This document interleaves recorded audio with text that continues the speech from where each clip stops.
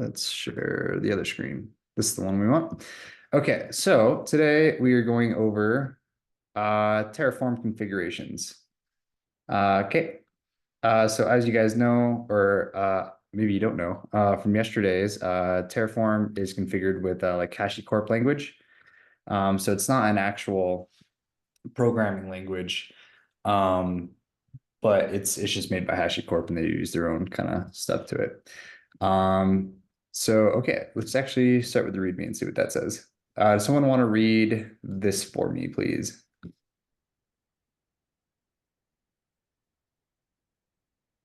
I can do it. Terraform configuration syntax is the foundation of writing infrastructure as code. It uses HashiCorp configuration language to define resources, variables, providers, and modules. Terraform commands are essential for managing your infrastructure lifecycle. Key commands include init for initializing configurations, plan for previewing changes, apply for executing changes, and destroy for tearing down infrastructure. What are we trying to accomplish? Understanding TF syntax is crucial for creating clear, efficient, and maintainable infrastructure configurations, but understanding the syntax alone is not enough. Familiarity with TF-CLI commands ensures you can effectively deploy, update, and manage infrastructure leveraging Terraform's full capabilities. Awesome, thank you, Eric. So yeah, I guess I kind of already covered this. HCL, HashiCorp configuration language.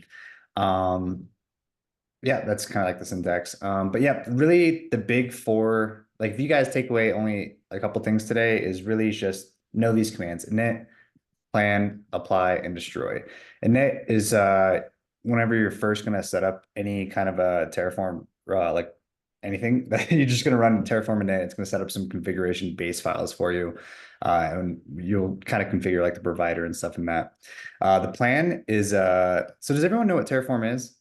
Right, it's creating infrastructure as code. You're able to create resources in the cloud, such as like a VPC and stuff like that, and use Terraform to do such. So when you do like a Terraform plan, I'll show you guys it later. But it will show any kind of changes or modifications that your code is saying. So it'll pretty much just pull it from like the cloud provider, like your account that's hooked into like your in your like AWS / like credentials, whatever AWS account is in there, or any kind of cloud provider for that matter, you can put in there that matches your provider, right? Like you could have like an AWS provider, you could have a Microsoft Azure provider, and Terraform works with all these different clouds. Yeah, so plan will just show you pretty much any kind of changes that you have in the code. Apply will actually run a plan first. And then you'll have to like confirm it, type in like a yes, and then it will actually make the changes, and you'll be able to see it in the console itself. And the destroy, you're typically almost never going to run this command, but you need to know about it. It will destroy absolutely every resource that you have in your Terraform state files. And I don't even think it asks for like a confirmation. So be very, very careful when you run like a destroy command. Typically what you would do is just like delete the resource block or even comment it out and then run a Terraform plan or like an apply and delete that resource for you. But destroy will absolutely destroy everything. So just something like key takeaways there. Anyways, we're probably actually going to cover all of that, everything I've said, within these next few files or yeah, files. Okay, so it looks like it wants us to set up our main.tf. So let's actually bring up my VS Code and do this. Okay, let me see if I could actually split screen this and might make it more easy. Hopefully we could still read both the VS Code and the browser. Okay, can you guys see this pretty well? The split screen? I see some head nods, some thumbs up. I'll take that as a yes. Okay, so I've already created a like a directory. All right, what did I call it? Like Terraform AWS. And I've created this main.tf file. This is like Well, this is your main file for Terraform with the .tf extension. So anyways, you guys went over provider and like this main Terraform block yesterday, correct? I'm not seeing anything. Did you guys not cover that? It's in the documentation, like if anybody wants to go read it. But yeah, he just kind of pointed out to read through the docs yesterday while he graded, and this the providers portion and kind of just a basic overview of what it is was in there. Okay, I mean, I can cover it real quick. It's real, it's pretty quick. So your provider, right? As I kind of mentioned earlier, you could have many different providers. There's like AWS or like OCI, or Microsoft Azure or Google Cloud, right? That's your type of provider.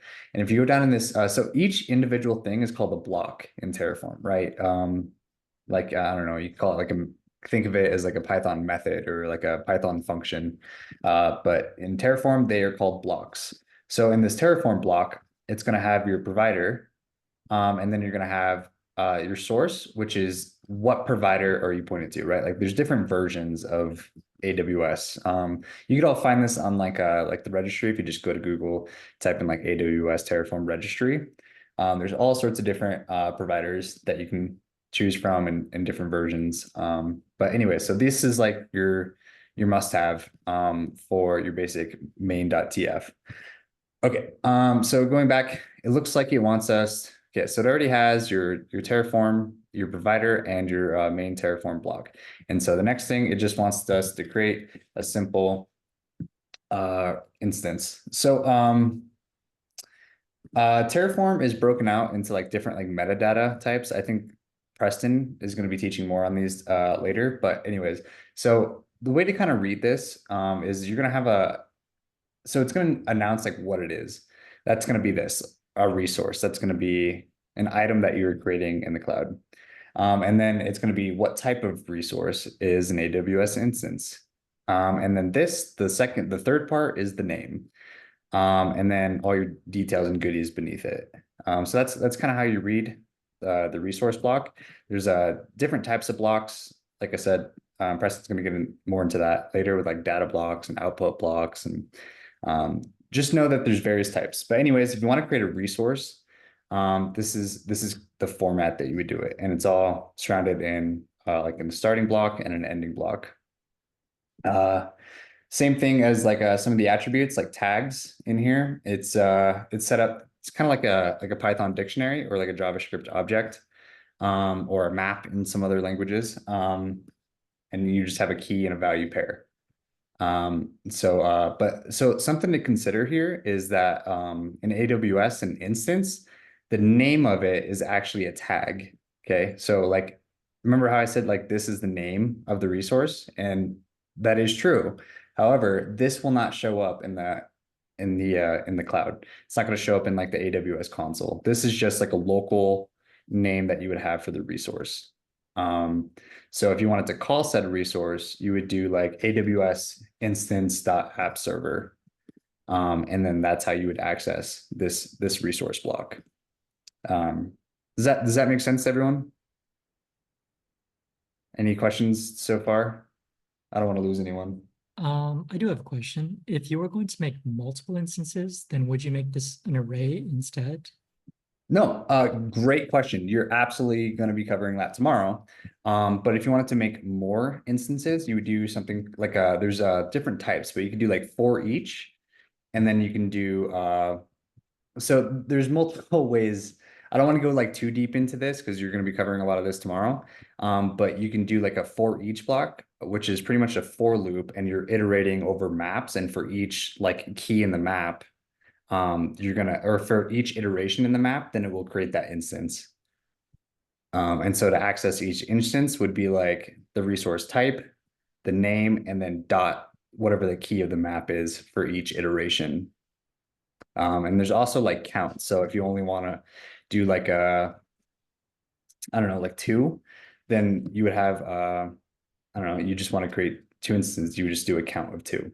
But typically you would use like a for each, and just set it equal to like a map or like a set, which is like a list of like unique items. And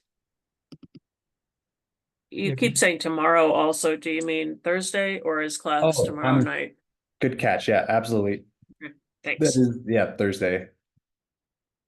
Yep, I'm terrible with dates. But does that make sense of how to create like multiple? But that's creating multiple in like one resource block, which is, I guess, a little bit more advanced than Yeah, what we do. my question But was, okay, but you can also absolutely just do like two resource blocks and just do like app server one, just make sure they have different names. And also like this name. So this is the actual name that will show up in the console. So you'd want that to be unique. And then this name is the local resource name. Does that make sense to everyone? Any questions? Cool. All right. So there's also this, if you haven't already, there's an extension in VS Code. You don't need it. However, I think it does some pretty cool stuff. If you want to click on that and go through it, it will tell you everything that it does. It's probably like some syntax highlighting and some other stuff. I don't know. But yeah, I haven't installed. I'm not even sure what it does, but I'm sure it has a bunch of goodies. So anyways, right here, we can actually go ahead and just go to the terminal and run. Actually, I need to save this since I don't have an autosave thing on it. And then to run these commands, you just do Terraform and then init. And then that will initialize our first Terraform repository or directory or project, I guess. Okay, so let me actually bring this up and we can kind of go over this. So this is successful. Okay, and so it pretty much says you are successful and it tells you all this other stuff that it does. Anyways, so we're pretty much good to go on that side. So since we do have a resource here, we can go ahead and you can also do like make an alias if you want to just if you get tired of running like Terraform, you could just set an alias and set it to like TF or whatever you want. But anyways, that's just a side note. But let's go ahead and run a Terraform plan. This is where Terraform gets pretty interesting. Let me scroll this up. Okay, so at the bottom, it will always say, well, if everything's configured right, it'll show you what's being done. So 1 to add, 0 to change, and 0 to destroy. Let's go see. It should just be that instance, right? We just have the one resource block up here. And so, yep, this is AWS instance app server with the name of app server, and it shows you all the goodies. It says known after apply. So you actually have to apply it and to know it, and it'll put that in the like the Terraform state. Yeah, that's pretty much it. See, and if so that's the plan. But if you wanted to run well, here, let's actually just follow this. So let's go over Terraform init. So get a more detailed ideology of it. So the Terraform init is a command that initializes a working directory containing Terraform configuration files. This is the first command that should be run after writing a new Terraform configuration or cloning an existing one from version control. It is safe to run this command multiple times. That is correct. You can run it as many times as you want. It's not going to change anything. As long as you run it once, you should be fine. Run it once and it's successful, then you should be good. This command performs several different initialization steps in order to prepare current working directory for use of Terraform, like downloading modules and plugins, setups, the backend storing state files, and mechanism by which Terraform tracks resources.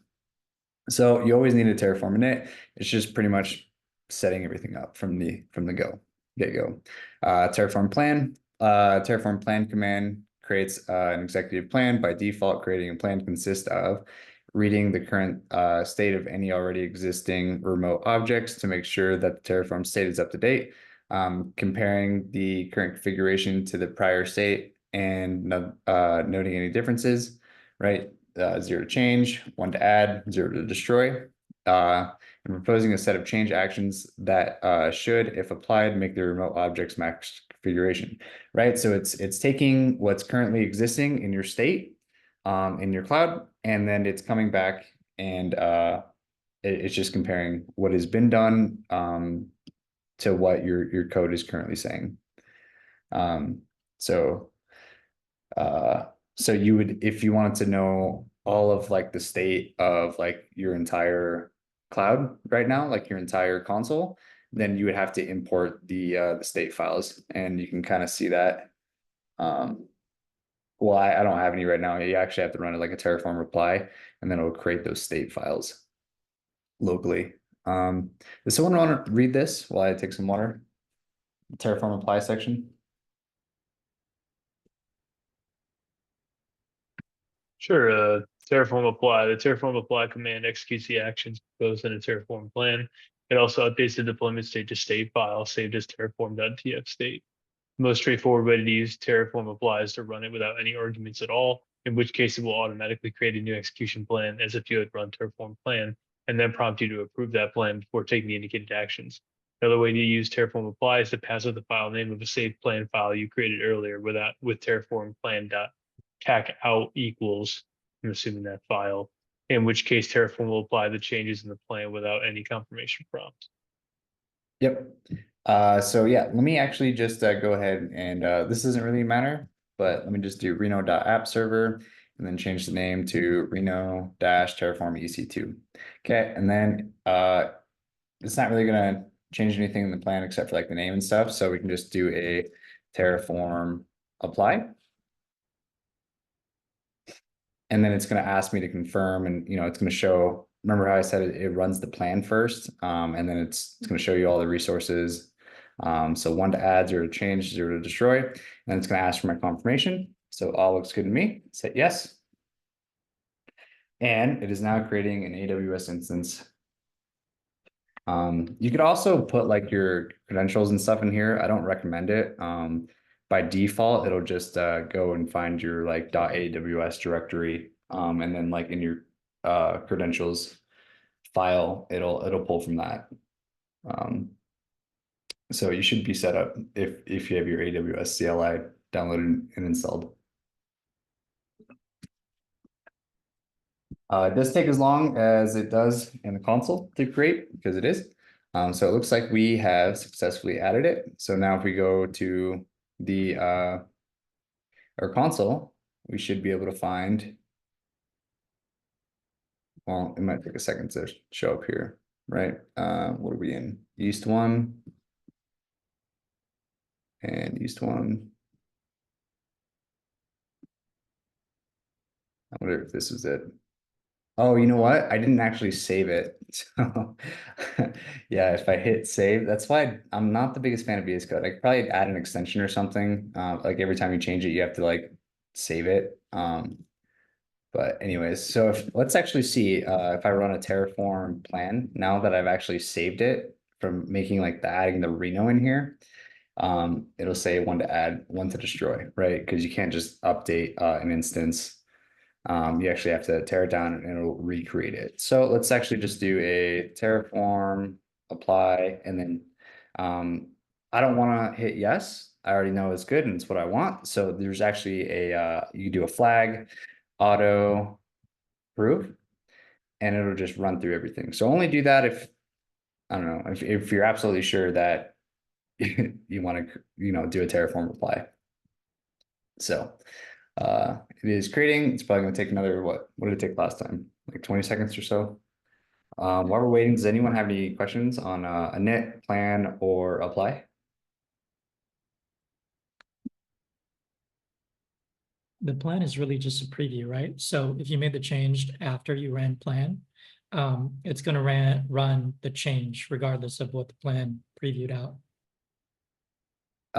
I'm sorry. So your question is if you do a change after you plan. So your plan isn't actually going to do anything. It's literally just going to show you what's changing. Yeah. Yeah. And so you don't need to run a plan before an apply. It'll actually show you everything before when you run the apply, like, because the apply actually runs the plan as well. Okay. So you don't need to run the plan. It's just good practice to kind of use it to see. But yeah, if you do any changes before your apply, then they're going to go with your apply.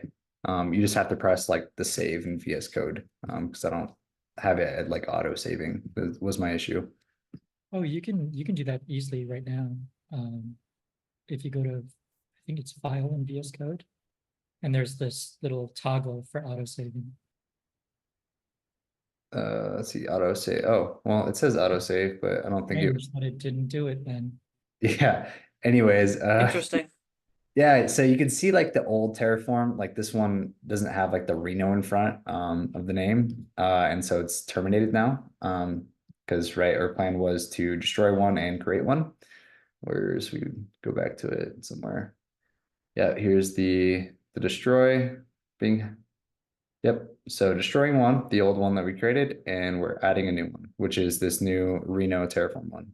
So we have successfully added this resource via code into our AWS accounts. So pretty cool stuff. I absolutely love Terraform, and this is some like stuff I do dang near every day.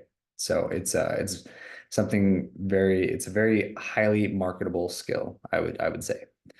Okay, so let's go and see what else it has. So initialize directory, kind of already went over that. Just kind of goes over all the stuff on the inside.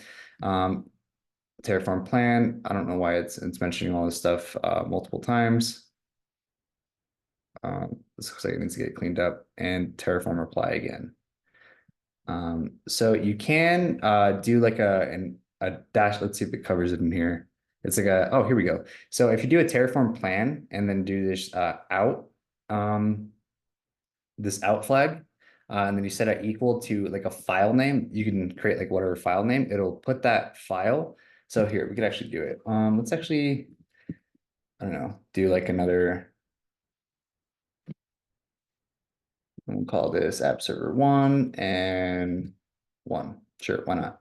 And so if we run this command, Terraform out, and it only has 3, I don't know, we'll just call it Reno -1, just whatever. So it's going to run a plan, and it's going to put it in the file that we specify, that we called it. So Reno.1. So now you can see the Reno.1. This file is split as editor, either binary or uses unsupported. Okay, open anyway. Anyways, you can't really read this. I don't know why. I'm not a big fan of VS Code, but anyways, it puts this plan out in this file. And then if you want to make any changes or whatever, and you only want to apply that one resource or whatever, then you can run the Terraform reply and then that resource. I'm not going to do it. We don't need a second instance. But that is something pretty cool if you only wanted to run like applies on different sets of your plan, like different plans, if that makes sense. Any questions on a init, plan, apply? We haven't gone over destroy yet, but that's pretty much it. Is destroy will absolutely, if I just run a Terraform destroy here, we can actually just do it right now. Terraform destroy. Ooh, did I spell it wrong? Destroy. I don't even think it asks you if like you want to approve it or anything. I think it just destroys everything. Oh, it does. Okay. So yes. So, and it just it tears down and destroys all your resources. Yep. So there is another one called validate. So validate is kind of like your plan, except it doesn't show you any of the changes. It just validates that you have the correct Terraform, right? If you have any issues with like say, I don't know, just like if this was an equal sign, if it was like a colon, then it would throw in like an error. So it just kind of validates that you have the proper Terraform code. Let's see what this says. In terminal, run Terraform validate. It validates Terraform files and syntactically correct and internally consistent. In our test case, it will show an error warning argument is deprecated, which is ACL. Yeah, okay, which is deprecated with the AC3 bucket ACL instead. So it looks like he wants us to create an AC or like a AWS S3 bucket. I don't actually see the code for that, but maybe it's in this one.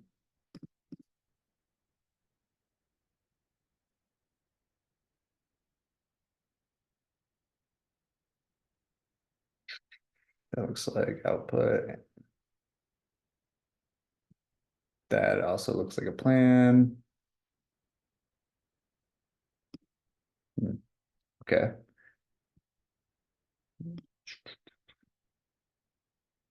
Anyways, we can run the Terraform validate. And it's all hunky dories. But let's see if we delete that, save it, and run it again. It will show us that exactly what is wrong, right? It isn't, we don't have a closing bracket. So save that again, and we should be good to go. Is any questions on the validate method? It's pretty handy if you just want a quick, like, hey, this is the right way to do Terraform kind of stuff. Yep, okay, validating duplicate. Yep, so it'll also cover like duplicate resource names. So each resource has to be unique. But you will be covering over like the for each to make multiple resources later, as well as like count and like different other like metadata types. But yeah, that's all pretty good stuff. Let's see, argument names and file S3. Bucket resource change to bucket name to bucket and bracket. It's just going over some more validate stuff. It's really just going to show you like an error and how to fix it. Yeah, this looks like it's going over a lot of validate stuff. So it's really pretty simple. It's just going to tell you what's wrong. Anyways, the format method's pretty cool. It's if you just do like I don't know, some spaces here and you do Terraform, oops, if I could spell Terraform format, it will space it back to the right formatting and kind of make it look elegant. I don't know, in case you have like some weird spacing or something, something like that. It doesn't look so pretty. You can just run Terraform format. Oops, I should save it and then run it. Let's see, why did it not fix that? Does it like that? I don't know. Anyways, that's what Terraform format does. It just puts everything back in like a dress right dress kind of manner and makes it look good. The Terraform console is kind of cool. You're able to run like I don't know, kind of like terminal commands. Like there's like built-in stuff like this math function, like this min, lower. We could actually read this. Does someone want to volunteer to read Terraform console? I can write it. Terraform console. This command provides an interactive command line console for evaluating and experimenting with expressions. This helps you to test interpolations before using them in configurations and to interact with any values currently saved in state. If the current state is empty or has not yet been created, you can use the console to experiment with the expression syntax and built-in functions. The console holds a lock on the state, and you will not be able to use the console while performing other actions that modify the state. This is useful for testing I have trouble with that word, interpolations before using them in configurations and for interacting with any values currently saved in state. You can see the attributes of resources in TF state file and check built-in functions before you write in your configuration file. Let's create a file under the Terraform-AWS directory and name it cloud and paste hello DevOps engineers. Run the following commands. I probably didn't need to read that part. Oh, you're good. Yeah, so it's just something cool to know about. To be honest, you'll probably almost never use this Terraform console. We can show you it real quick though.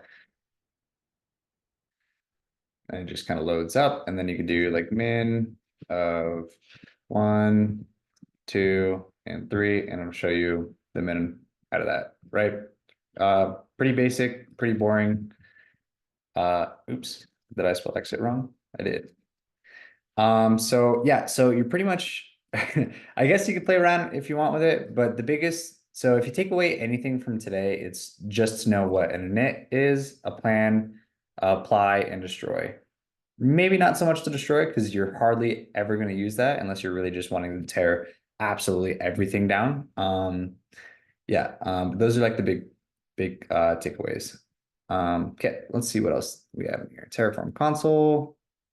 Um, so another thing I do want to cover, I'm not sure if it says this in here. I don't think it actually will.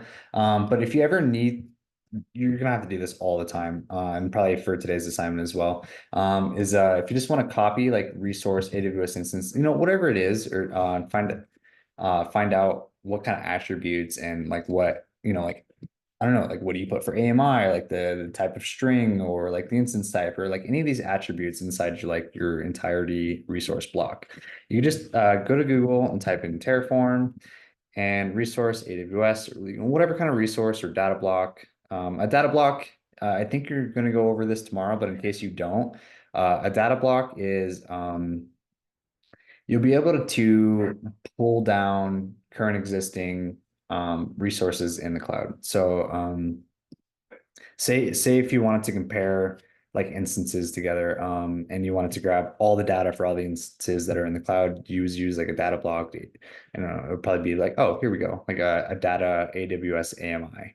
And then it would like return like an object of all this stuff. But you can do like some cool stuff on it, like filter it out by like the name, the values, and like have different types of filters. But anyways, but big good thing to know is just go to like the Terraform registry. You can just type in like whatever you're looking for, and it'll kind of give you a breakdown of what everything is, right? AWS instance, and you kind of go through this like an AMI is it'll show you like what's optional, like what's required, and like the format and some other stuff like that. Okay, there are kind of hidden values that come back too.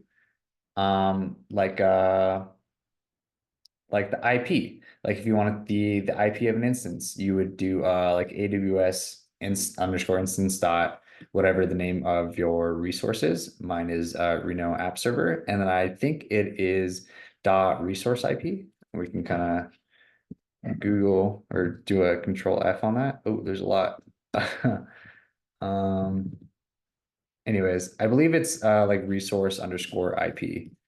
But it'll show you in the registry docs how to get like the IP back and stuff like that. Another thing is your key name. If you want to like be able to SSH into it, you need to have this attribute key name right here. And you would just do that like key name, mine auto completes and whatever. And then you just have it as a string and then the name of your file. So like AWS key.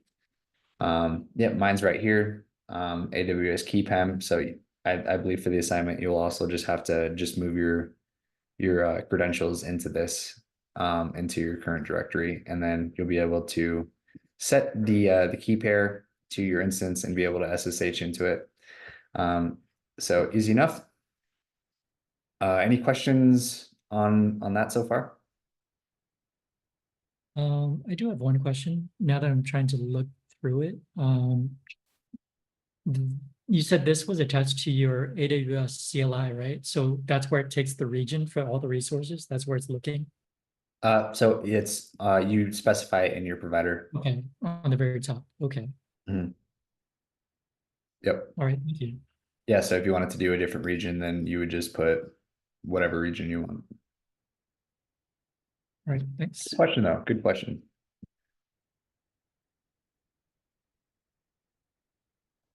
Okay. Okay, so Terraform console. I think it just goes over a bunch of examples in here. You can join all this stuff. Terraform show. It will show you the status of the Terraform state, easily readable format. So Terraform show. Let's go over that. State file is empty. No resources are present. Did we do a Terraform destroy? Terraform plan. Yeah, want to add. So let's just do a Terraform, apply dash, actually, we don't need to do that. Anyways, so your Terraform show, will actually just, should just show your resource and all of its goodies. Pretty simple. Graph's a cool one. It's you're hardly ever gonna use it, but it's kind of cool that it is there. And it'll literally just show you the breakdown of your Terraform resources and how they are aligned. So that's Terraform graph. It's not something you're really going to use, but it's just kind of one of those like nice to know kind of things, if that makes sense. There's the refresh command. This command is used to update the status of the state file of which is really present now in the infrastructure. This detects any drifts in the state of the infra and updates the state file accordingly. If you run this command, then any kind of changes present in the infra will be updated in the state file. You can see the differences in the state file and state backup file as well. So when you do run the Terraform apply, just create your Terraform state file right here and also creates a backup of it. So you kind of see like all your stuff. So pretty cool stuff, huh? Let's see what else. There's Terraform state list, which will just kind of show you all of your resources that you have created. So if we just clear that out, I know I run the clear command a lot. I just I kind of like working with the clean terminal. So if that annoys you guys or like you're wanting to see like the history of what I'm doing, then let me know and I can show you. But let's go Terraform state list. And so there's actually none. So let's actually just do a Terraform apply dash auto. And then what does it approve? And then that way I don't have to like hit yes or anything. And so it is now creating my instance because we destroyed it earlier. So that's why there's nothing in my state file, or nothing showed up in the what was that? The Terraform, not graph, but the refresh command. Any questions? So I know in the assignment, it's going to ask you to here. Let's actually just go to it real quick. It's not it. Let's just go back. Module 3. I think it's only in 10, day 2, and the README. Right here, it's going to ask you to create a an EC2 instance. You just use this image that's provided already, the AMI. And then it's going to ask you, just make sure to also add your key pair so you can SSH into it. And just make sure that's in your directory. Have you guys worked with Apache at all? I know you guys worked with like Nginx, but have you guys touched Apache? Yeah, in the earlier curriculum, we had to use a lamp stack, so we used Apache for that. Oh, okay, great. Yeah. Yeah, it's you can do this, or you cannot. It doesn't really matter. That's just instance stuff, right? And you know, making the servers. You don't really have to. As long, you know, the big takeaway here is like Terraform, the commands and like the basics of it, right? Like the initialization, the plan, the apply, destroy, validate's pretty cool. I use validate actually probably quite often. So output, we didn't cover this, which is kind of weird that that's even in here because I think Preston's covering it on Thursday. It's kind of like another block. What you can do is just do like an output block right here. You can name it whatever, like IP, I don't know, just call it IP. And then it's going to need a value. And then you would just do like whatever you're trying to output.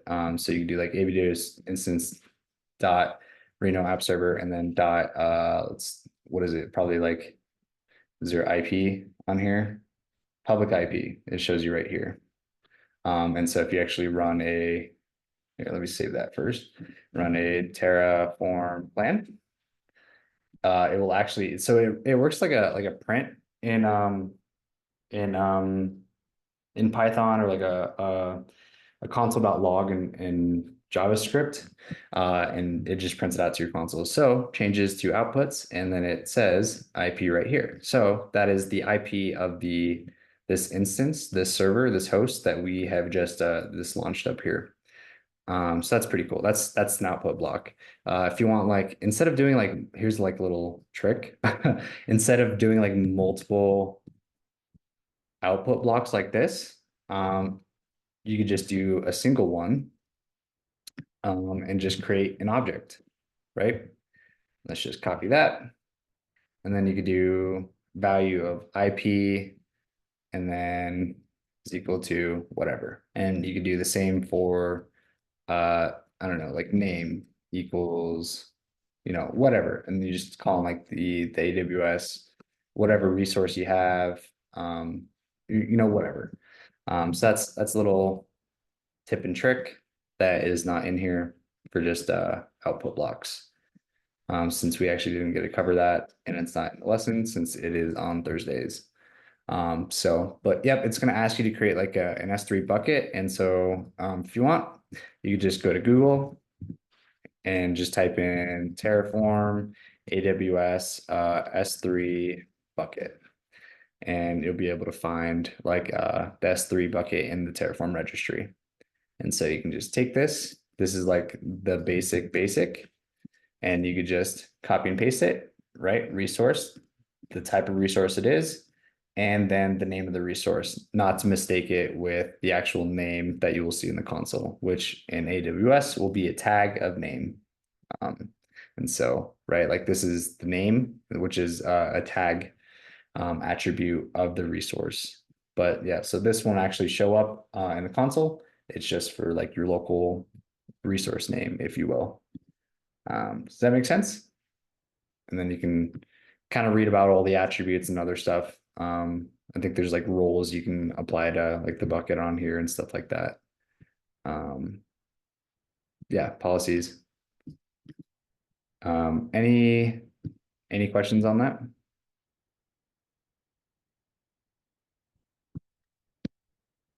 Cool. Well, I think that is it then. Let me stop the recording.